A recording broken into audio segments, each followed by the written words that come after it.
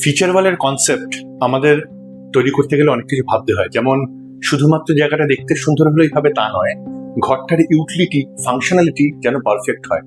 এই ড্রয়িং রুমটার drawing and dining আলাদা।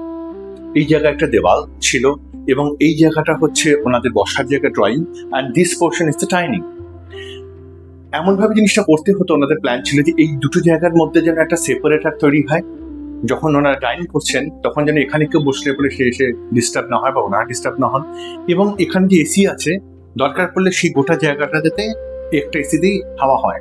তার জন্য কি করা হলো, এই দেওয়ালটাকে তৈরি করা হয়েছে একখানা কমপ্লিট ওয়াল মিউরাল হিসেবে, যেটা অবশ্যই আমাদের invention. We have done a laminate inlay work here, a complete painting of our style done by the laminates. আর তার সঙ্গে there is a sculpture, a tropical sculpture, also not bought from the market, it's made by us. And secondly, there is a divider, যেটা টেনে দিলে পরে গোটা জায়গাটা separate হয়ে যায়।